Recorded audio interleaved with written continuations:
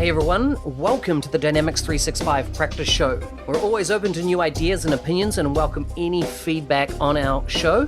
And often we get people suggesting ideas and topics. Well, today I'm speaking with Marc from Cowrie Solutions about starting a practice, a Dynamics practice in 2019. So I hope you enjoy the insights that he has in launching this year. I've talked about it a few times about MapTasker, a company I'm working with out of Western Australia, even though I'm based in the UK, just doing some consulting with them, and the opportunity that exists around geospatial data and its relationship to the data sets you already have, and the opportunity to unlock various artificial intelligence scenarios.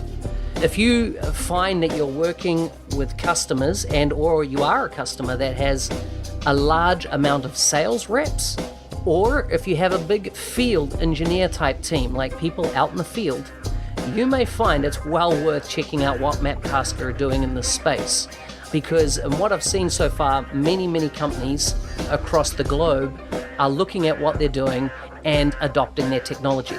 Their mobile app is out in the App Store now. You should take a look. It's one of the best mobile apps I have seen in this space. Absolute work of art, very functional, and I highly recommend you check that out. Now, let's get on with the show. Full show notes, of course, will be found at nz365guy.com/101. Hey Marc, welcome to the Dynamics 365 show. Hey, thanks Marc. Listen, good to have you on here. You've been in around the market a very long time, much longer than me.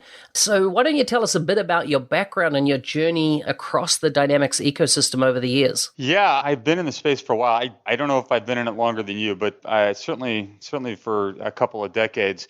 I got involved in Dynamics CRM very early on when it was kind of a product right around 3.0.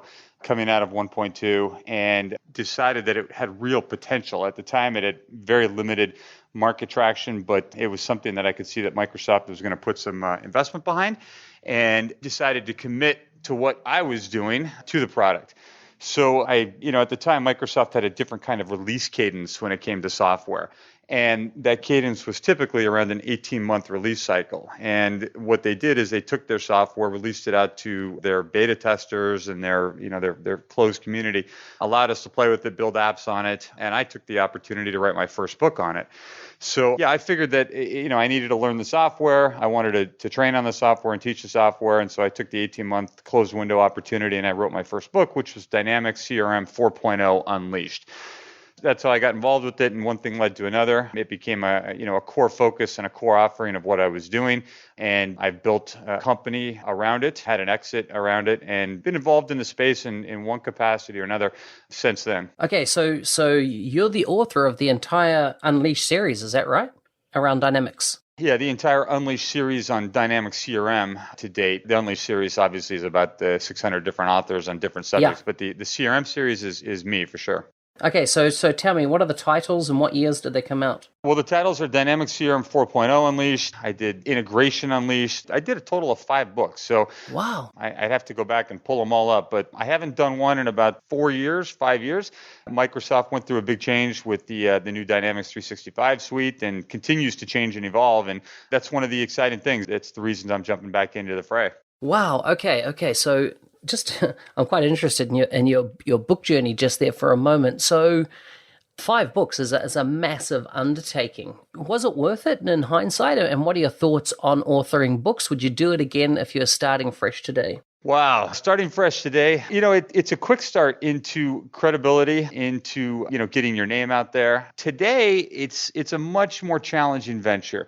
And I would say that, the product is just part of it. But the other part of it is books as a medium are challenging. And so, you go to the conferences and sure, people buy books, but, the preferred medium is what we're doing, podcasts, or it's online, or, it's different ways of consuming information. And so I've, toyed with books, moving forward, and I've had my publisher come back and say, hey, we'd like you to do this and that. And it's really hard to keep current. And so the idea of sitting down and say, look, I want to write another 1,200-page book on Business Central or on, CRM or any of these topics, by the time I start the book and by the time I finish the book, the product has been updated 3 times. And so, how do you stay ahead of that? Well, publishing has evolved too, and they have these online releases and you can stay current. But what I found when I was going through these conversation tracks with the publisher was I entered into an iterative writing cycle that became a nonstop book. And it never ends. It never ends. And I said, you know what? I'd like to do something where I start and I end it. And it wasn't something I wanted to do.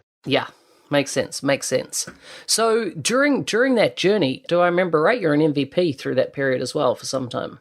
Right. I was an MVP. That's a special elite status that allows you access to sort of the back office of what Microsoft is doing, inner insight. And that was very helpful to gain sort of roadmap with what Microsoft is doing. And it's a title that you carry with you, I think, for the rest of your career. Yeah. Very good. So, I'm going to get interested to understand where you are on your journey now and what's new for you. But tell me a bit about what you do when you're not working. Right. Well, yeah, not working. Spare time is where do you live and play? Yeah. Well, I'm just thinking like spare time is a bit of an anachronistic term, right? I mean, we don't really have spare time anymore. We're always plugged in and we're always on. I sleep with the phone next to the bed. You're checking emails or checking Reddit. But, when it comes to play, various interests, I like to run. I like to mentoring. I'm involved in various technology plays, into travel quite a bit. But, I think it's the old adage that if you don't like doing what you do for a job, you're going to have a really long life. Yeah. Find something you love to do, and every day, isn't work. And so that's really been my motto. And so I dive into the projects that I'm engaged in, and this new project that we're working on now is something that's really exciting. Awesome. So before we get into that, tell me just about the company and the exit that you had. And when we talk about exit, it was a successful, take it, you sold your company and therefore retired and lived on some island, but now you're getting back into something new. Just tell us a bit about that exit journey. Did you intend it from day one when you built that company?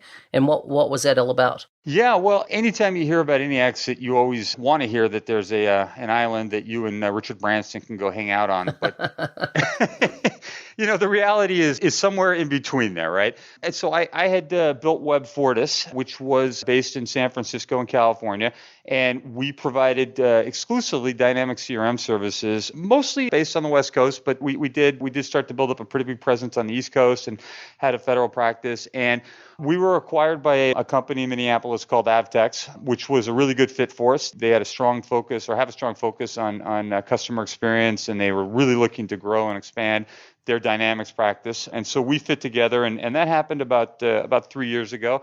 I stayed on and helped with transition services and then moved on to some other interests that I had. But from an acquisition standpoint, building a company to be acquired and looking at the space and what's out there today, consolidation happens. And, it doesn't matter how big you are or how small you are. It's always sort of a conversation that every company has on their mind. Even the largest companies, they're looking at, what can I acquire? Who can I acquire? And so, from the standpoint of, the project that we're starting today, we're always looking at, look, what is our end goal? And, that can be anywhere from, look, I want to build a lifestyle company. I never want to be acquired. I'm going to have a job. I'm going to make good money. To, I'm going to build this company up where it's turnkey and, somebody could acquire us at the drop of a hat. Yeah. And so, the lessons learned from building Web Fortis and going through the acquisition process is be prepared in that there is a lot that you can do down either one of these journeys to be in a position to have conversations or to be, financially sound or to have your position right.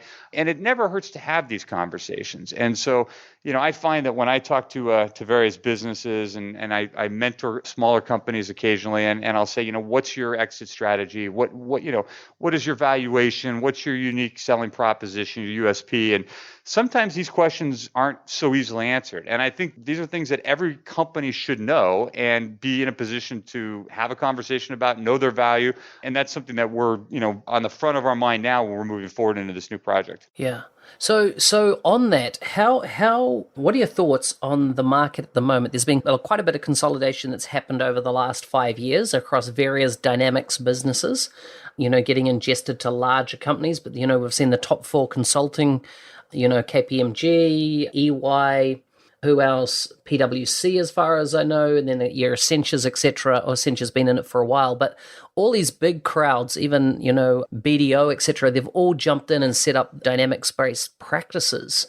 What are your thoughts on consolidation in the market, and does that create white space for new players? Yeah, so consolidation has definitely happened, and it's driven. If we look at Microsoft product suite exclusively, which, I think that's healthy. Let's just stay within Yeah. the boundaries of what we're Yeah. talking about. It's happened because of what Microsoft has done and the direction they've gone. So Microsoft issued an edict about 7 or 8 years ago, and they said, look, go big or go home. In many respects, they issued that explicitly, and in many respects, they issued it implicitly. And so, it's been a driver for a lot of companies as they attempted to go big. And it makes sense from a Microsoft perspective. Whether or not it makes sense from a partner perspective, I would challenge, and we can certainly talk about that. But if you look at the large companies, they've built up practices and they continue to go large, and there's complete product and suite offerings, and Microsoft gets in bed really deep with them.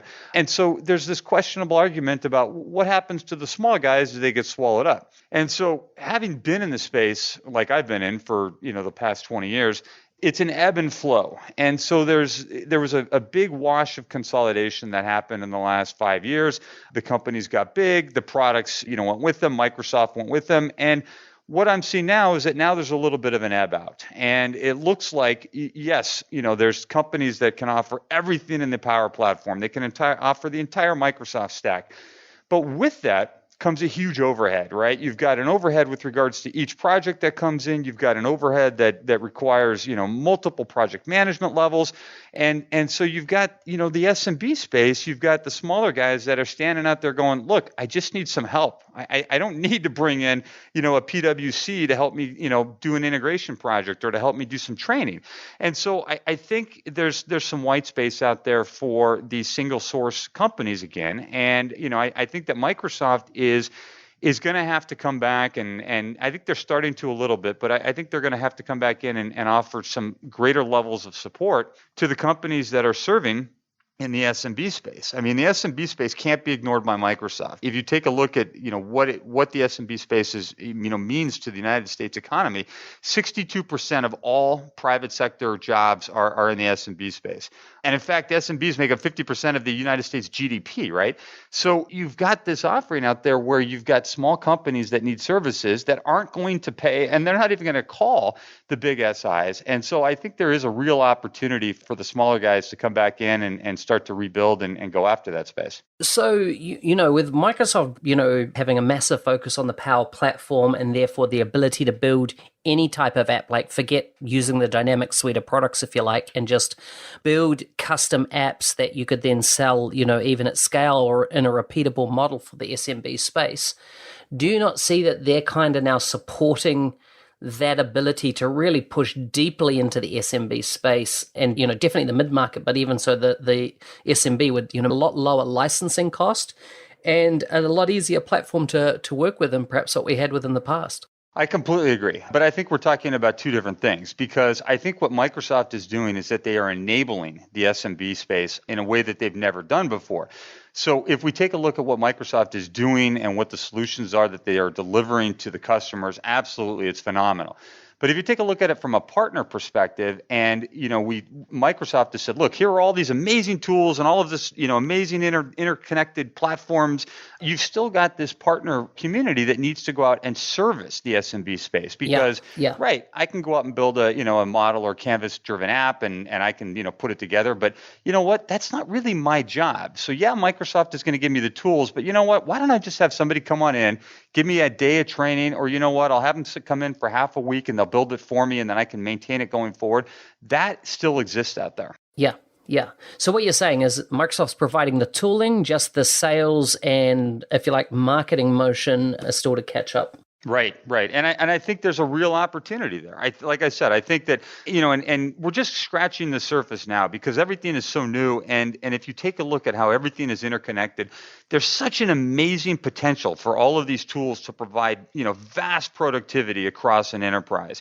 And, like you said, well, the small business has this amazing tool set, but they don't know what to do with it. They don't even understand the capabilities because most partners today are challenged with it, right? So Exactly. how do we come in and, express data across the CDS and then go across all of these different platforms and all of these different apps? And, from a partner perspective, that's really our job, is to come in and provide value to the customers. Nice.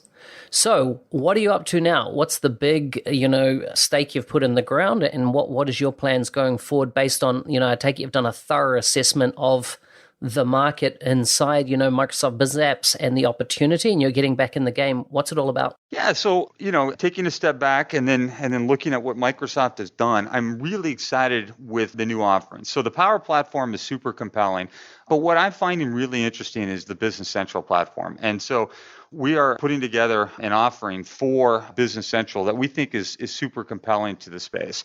And the reason that we think there's even an offering or that there's even this opportunity is that Microsoft has what I would classify reset the platform.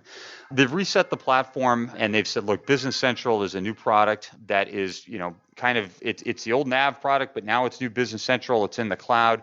And so, what does that mean? And what it means is that you've got all of these existing ERP partners that are looking to reinvent themselves. So not only do we have a product that's been reinvented, but we have partners that are reinvented. And so we've taken a look at the space and said, you know what, that's a great opportunity to come in with a new born in the cloud mentality. Yeah. Because you can't take existing legacy customers and turn them on a dime to move into the cloud space very easily. So we think that with our offering, we can come born in the cloud mentality and offer a lot of value to our customers. So the new company is called Cowrie Solutions. And if you're familiar with the background of what a cowrie shell is, a cowrie was the first medium of exchange in Papua New Guinea. And so it makes sense, I think, and we're looking to bring Business Central in volume to the marketplace. So we decided to really build it with 3 pillars. And the first one was really wanted to make it easier to obtain, get it up and running and use. So we have an offering which we call Business Central in an hour. And so think of it as Business Central in a box. And what it does is if you sign up, off you go, you're configured and done. You have access to the application in 1 hour. And it comes pre-configured with our IP loaded with it. And not a lot of people are doing this, and we think it's super compelling. And where does that really play?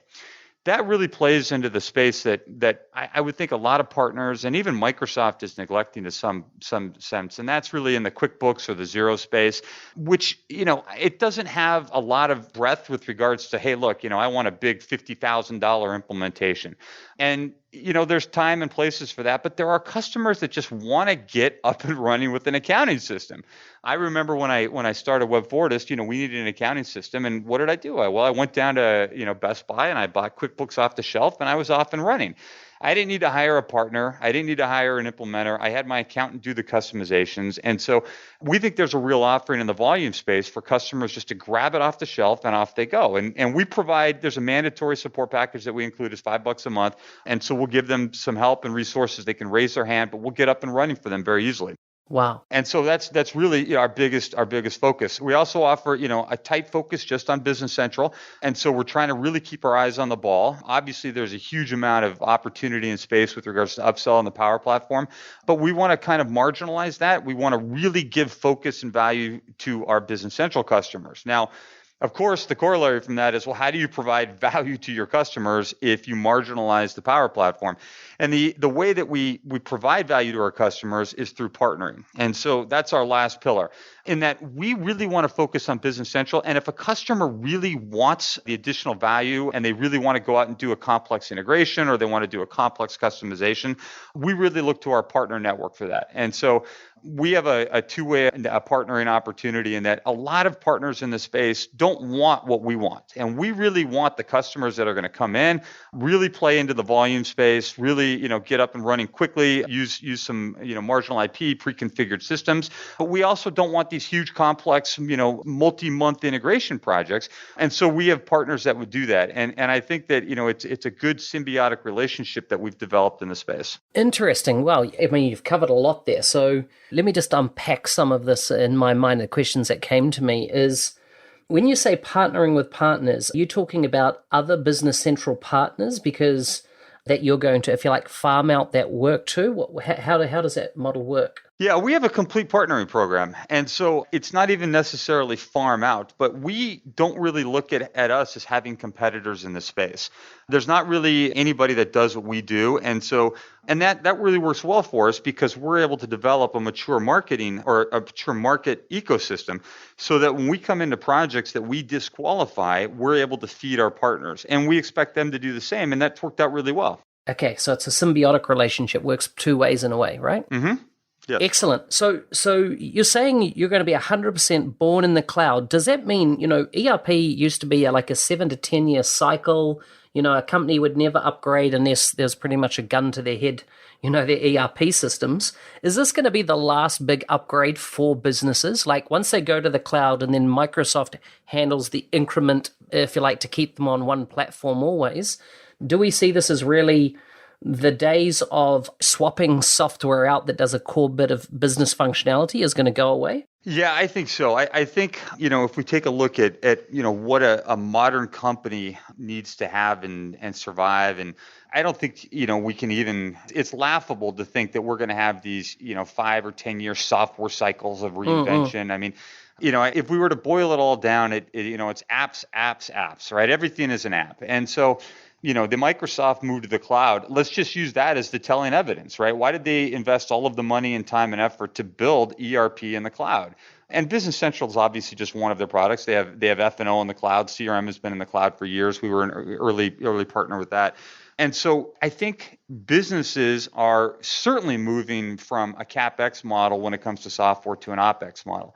And the opportunity for partners to come in and provide value over the long term and the opportunity for customers to realize that value will be an iterative cycle and process. And so, I don't expect any customer out there using any piece of Microsoft software to be able to know what it can do potentially. Like they might read about something, but that's not their job.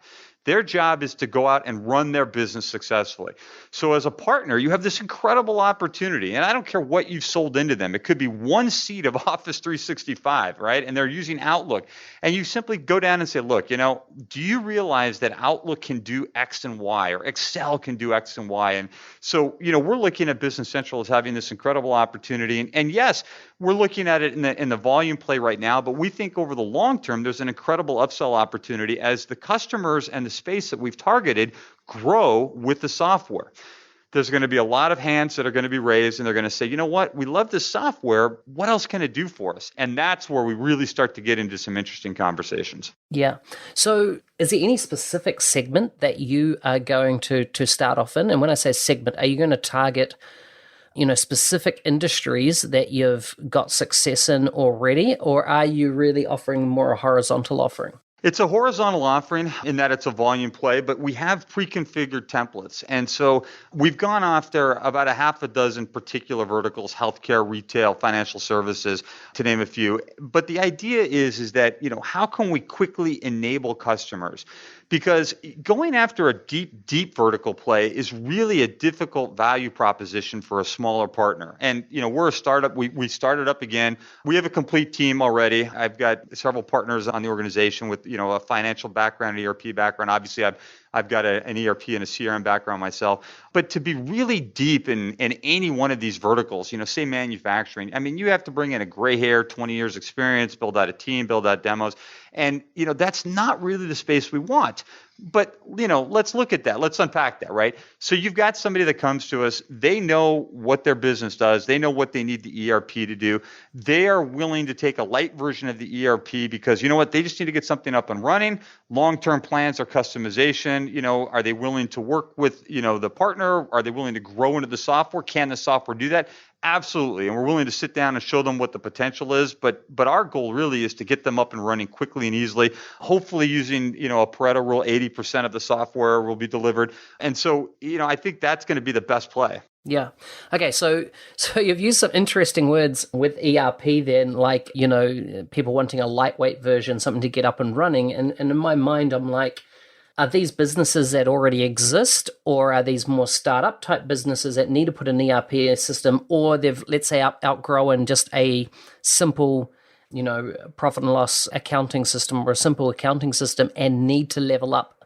Or are you going after well-established, embedded clientele that are maybe on another technology and need to migrate. Yeah, no, we're definitely not going after well-established companies, although they're certainly welcome to come in. But companies that are looking to transition, new companies that are looking to start up, lightweight companies are really our target marketplace. And to be clear, I mean, I think the term ERP is slightly overused. I think that if we were to boil down, what Business Central is, if we were to say, look, on a very easy compete, a lightweight version of Business Central could effectively compete with Business Central or Zero. Now, if you were to really put in all the bells and whistles, does it become a full-featured ERP? You add in CRM, you add in integration. Can you actually do everything in, an enterprise resource planning that a system could do? Absolutely. Now, is that what we're going to do? No, we're not going to do that, but we have a complete partner network, and we're obviously always looking for partners that are interested in having these very sophisticated, full-blown implementations that we're not interested in doing. Love to talk to them, have them come into our network, and then we'd like to take this sort of, the ones that are too small for them. Yeah. Okay, so that makes sense. So what made you get back in the game? Like, I would have thought you didn't need to. What's kind of been the big motivator for you to do this now? The big motivator was really what Microsoft has done largely since Satya came in and, kind of given Microsoft a renewed energy. And that's kind of cliche because if we take a look at, Microsoft as a whole, yes, they've reinvented their stock value's gone up, 70%, but the Dynamics product suite was always sort of a stepchild for Microsoft, certainly under Ballmer's reign. And, but we take a look at it today, it's really evolved. It's become a core product offering, and it's got amazing potential with what it can do. The Power Platform that underlines everything now stretches into all of the products. I mean, we've got a deep, tight integration into Outlook, into Office. You go across to CRM, the Power Platform, Power BI. It's an amazing productivity pack. And so we always sold Dynamics back in the day under sort of the promise that it could do amazing things. And it could do amazing things, but the conditions need to be just right? You needed to have the right version of Outlook. You needed to have, various updates and stuff done. And now with what they've done, they've really kind of reset the playing field. And, the born in the cloud, bringing the accounting system, Business Central and F&O into the cloud offering is really a sexy offering that I think businesses are going to get behind. I think partners are going to get behind. And it's going to be really powerful moving forward. Yeah. So tell me about two key things that I see partners don't, in my observation, have, and when I say partners, we're talking specific in the dynamic space, haven't done well. And that is, I haven't seen done well the ability to set good channels, and let's call them marketing channels in place where they can put $1 in one end and get $10 out of the other.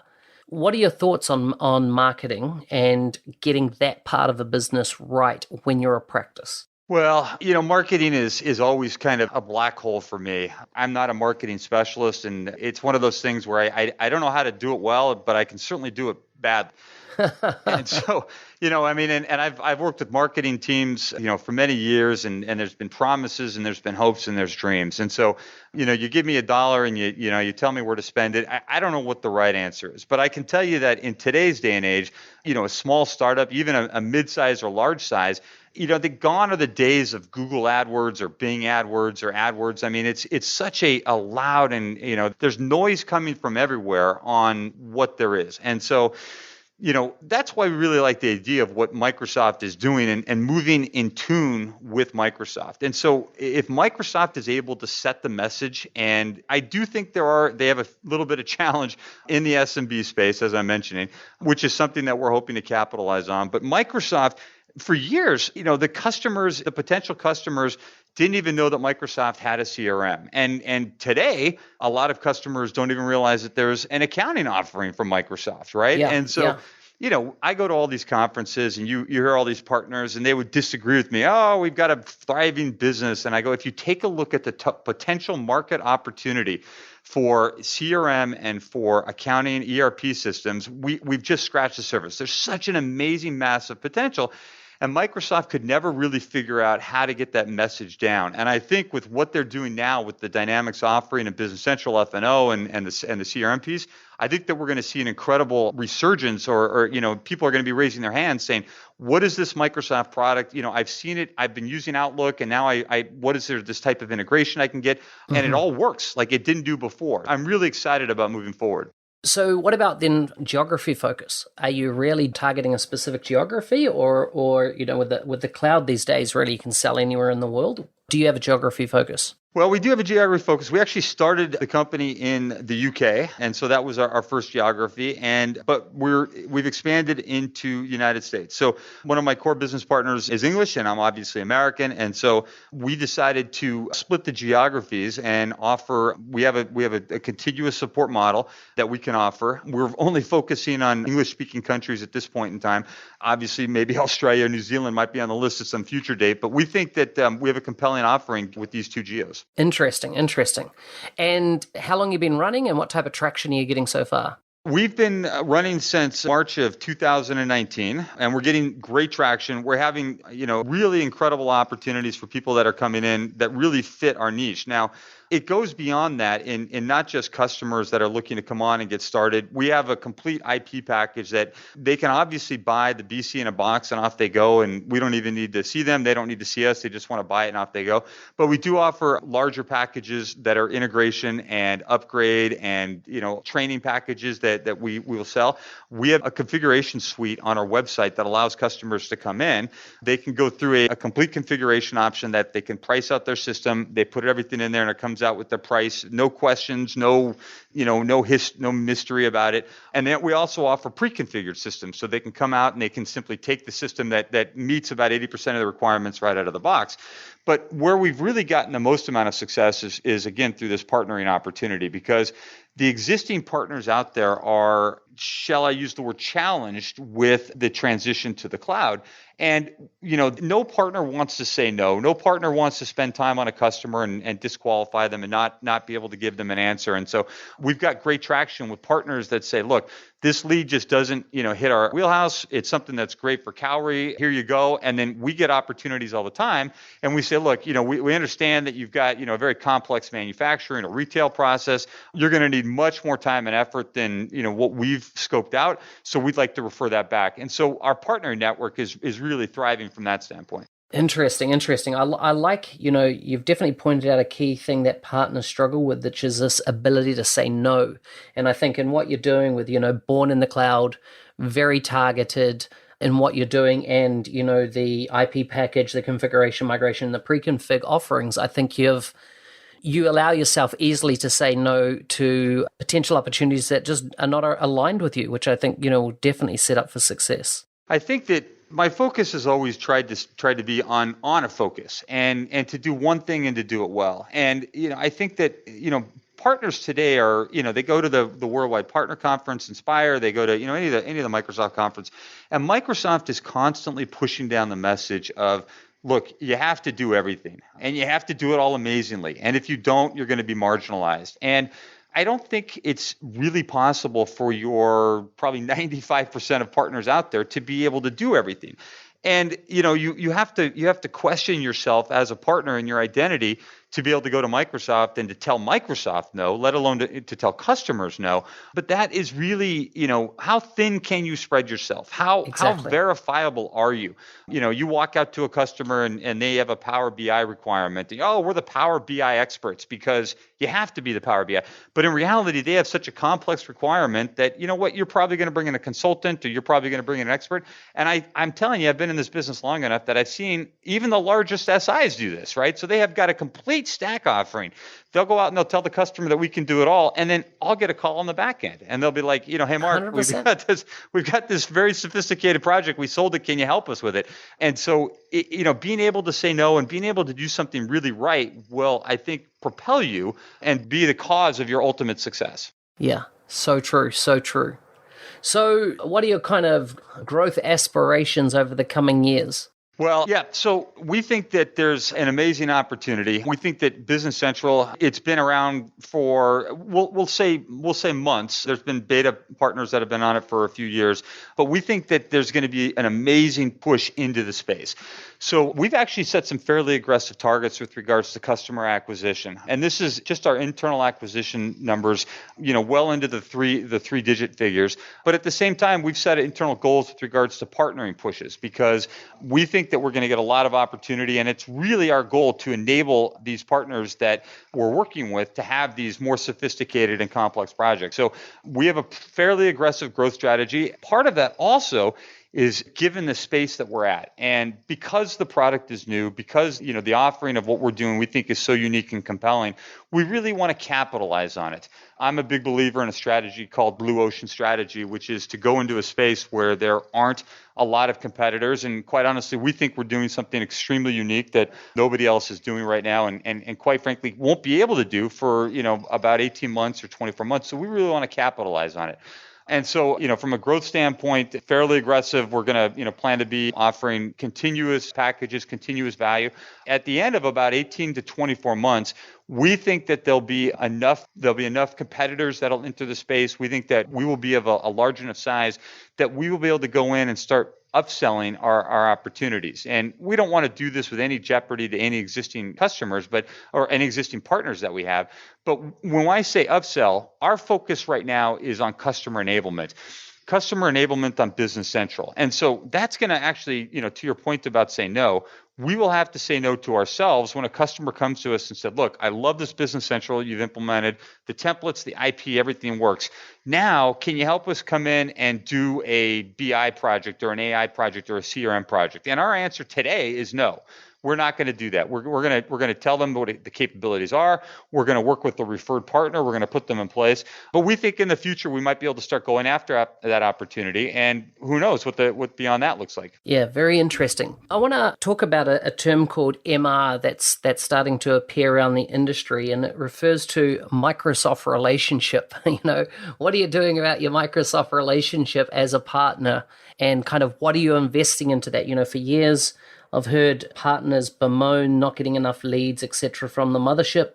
What do you see the Microsoft partner relationship model like going forward? Not necessarily even tell us what your thoughts about where it's come from, but do you see it changing? How is that model, if you like, maturing? Yeah, having been in the space as long as I've been in, the Microsoft relationship is an evolving relationship, and it comes and it goes. To use my previous term, it ebbs and it flows.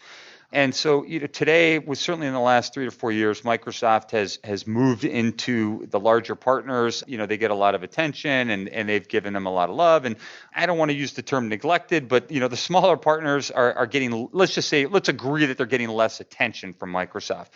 And so, there's a lot of challenges with regards, because Microsoft may still continue to overpromise what they can do from a partnering perspective. And so, having been in this space, it's really important that you understand how Microsoft partners and what drives Microsoft. And so, our Microsoft relationship is one that we don't necessarily go to Microsoft and say, what can you do for us? We would love to be able to have that conversation, but we like to go to Microsoft and say, what can we do for you? And having that conversation really turns it, 180, because we believe that we're offering something that Microsoft needs to offer and yet is not offering. So we're able to go to Microsoft and say, look, we have a value offer that we can give, which is a turnkey solution to customers that are raising their hands. And these customers, they're the biggest pain in the ass, right? Because they have all these questions, but they're not going to spend any money. And yet we want them, we want to take them. And so, going to Microsoft, instead of with your hand out, with your hand full of goodies, it's greeted quite differently than a typical partnering conversation. Totally. What are your thoughts then on the place of a global GSI then in the mix, where Microsoft once again has encouraged these global SIs around the world? Do you see them as competitors to what you're doing, or do you believe your business model is so different and modern, if you like, that there's no risk there? Totally don't see them as a risk. Absolutely not. Global SIs will always exist, and there's always a need for them. So, I think they're necessary. They provide, an important value. To me, the biggest value that they provide is enterprise credibility, right? I mean, if you've got, three-quarters of the Fortune 500 companies running on Microsoft software, you've got, a very big opportunity to go to the smaller companies and say, hey, look, me too. And so, I think there'll always be a need for them. Do we compete with them? Absolutely not. Do we get calls from them to help them? Absolutely. So I'm glad they're there.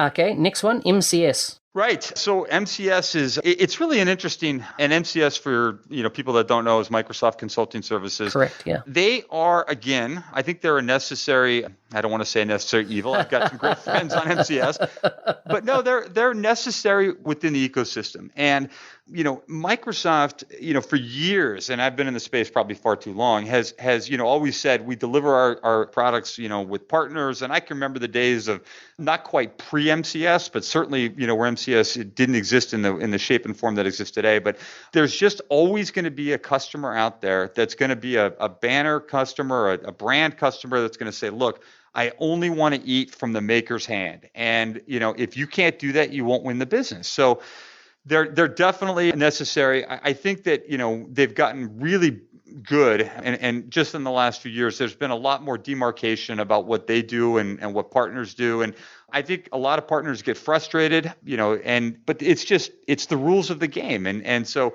you can bemoan, the fact that the sky is blue, but the sky is blue every day. Yeah. Yeah. It's interesting though, because to a degree, I agree with what you're saying, but there's an element that there's been too much a servant-master mentality between MCS and partners in the past. And we've seen, and I'm talking about, 3-4 years ago, and Microsoft has gone through this massive transformation on the product, the product side of their business. But yeah, I'm just interested to understand, is the consulting part of their business also going to go through this transformation and really see partners as allies, not, augmented headcount and at a rate that they specify and love it or leave it type thing? Right. Well, they continue to, compete on not just service offerings, but on price. But, Microsoft has the mentality, we will only sell through partners. And in fact, that's why, quite honestly, we could have the conversation and we can, have it at length. But the reality is that you can't buy Business Central unless you buy it through a partner. Yeah. So, right there, they're setting the ground rules. And I think that, is MCS going to go away? No, they're not going to go away. So, figuring out how to work with them is the best situation. Yeah, agreed. So we've seen a massive transition from Microsoft over the last 5 years with Satya, coming into play. We've seen, Microsoft Biz Apps absolutely explode under James Phillips' leadership and Alyssa Taylor. Hayden Stafford as well, actually, in the mix of the three. What are your thoughts around Microsoft's direction in the next 5 years? And then how do you see that impacting Microsoft business applications? Well, I wish I could predict Microsoft direction in the next 5 years, because then I'd know whether or not to buy more stock. But I'm really impressed with the direction so far. Like anything, and being steeped very deep in Microsoft, I think there's an amazing potential. But I've gotten burned with what Microsoft has done, as many partners have. If you look at investments and some of the investments that they've made, and then the investments that we've made as a partner, they have an incredible opportunity to screw things up. And they've proven that time and time again. And as a partner, you don't have the visibility. You don't know what the direction is. They have new people to come in and new direction gets set. But I'm really confident and really confident for the first time in several years about what I see the direction is today. I think that, to your point, the enablement of the end customer is unique in a way that it's never been before. I think we'll continue to move into the app space. I think that if Microsoft can solve, to me, what their biggest challenge is, and again, I'm only speaking myopically in the Dynamics world, and that's, and we need an app store, and we need an app store that works. And I think, they made some changes in this about 5 weeks ago, and now there's a partner commission in it, and that gets paid to Microsoft. And they've really, really stumbled over that. And I think if we can figure out how to get that done and get it done right, And it's something that obviously, look, their competitor Salesforce and their other competitors do amazingly well. If we can do that, I think, at that point, it's game over, because, we'll be able to release verifiable working apps that, we'll get promotion through the Microsoft network. You'll have an opportunity for partners to thrive. And again, here we go back to your point about spending $1, right? If we had a working marketplace that customers could go and find apps for, I'd spend $1 there because I'm raising Absolutely. awareness, right? So I think, I'm pretty excited about the direction. I like it. Alrighty, to wrap up, I just got a couple of quick fire questions to shoot past you. I think we've covered very well the topics here, and I love your insight for being, in the system, in the ecosystem for so long. So thank you for that. What's one thing on your bucket list that you haven't done yet? One thing on my bucket list. Well, I've probably got a couple things, or probably a huge bucket list. I'd probably like to have, one or two more exits. I'd like to shave my head, and I'd like to go into outer space if I could. Wow, awesome. Why shave your head? Well, I've always wanted to shave my head. I had a buddy that shaved his head when I was younger, and he said going to sleep at night in a cool pillow and it wraps around your head, there's nothing like it. And I've always had way too much hair, and my wife prohibits it, and I haven't shown any signs of going bald. So it's just been this bucket list thing. I want to shave my head one day. Yeah, do it. And when you do it, record it and then challenge 3 other people to do it and start a new craze. I love it. What's been a key highlight in your career? I think building and growing, a company has been probably the biggest highlight of my career. I think, it's amazing to do that. I'm super excited about the opportunity that we're going after today, and we think we have amazing potential. And, and to shout out on that, we are looking for, talented individuals in the space. If you're looking to you want to get your hands dirty with Business Central, you want to work with, a founder that's, built a company before, be part of that, definitely send us over your resume. Sounds good. Who do you recommend as a guest for this podcast in future? I think if you were to take a look at, podcasts, what do I enjoy listening to? There's really 3 types of people. There's doers, makers, and visionaries, right? And the doers are the integrators, the people out on the field, the ones that get their hands dirty. There's the makers, kind of like me, the ones that build companies, make businesses. And then there's the visionaries, right? That's the Microsoft direction and where they're going.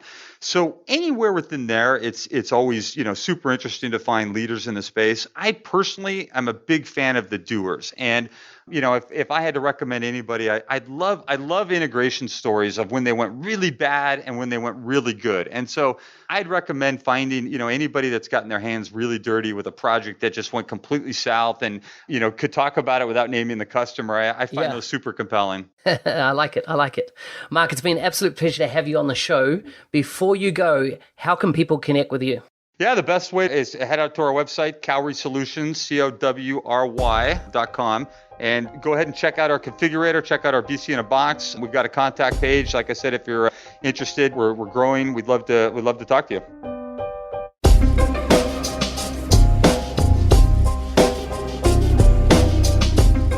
Hey, thanks again for joining me today on the Dynamics 365 show. I'm your host, Business Applications MVP Marc Smith, otherwise known as NZ365 Guy. Don't miss out anything on the show, the new releases, etc. by subscribing at nz365guy.com for my latest news and updates. It'll pop up on the main page when you get there.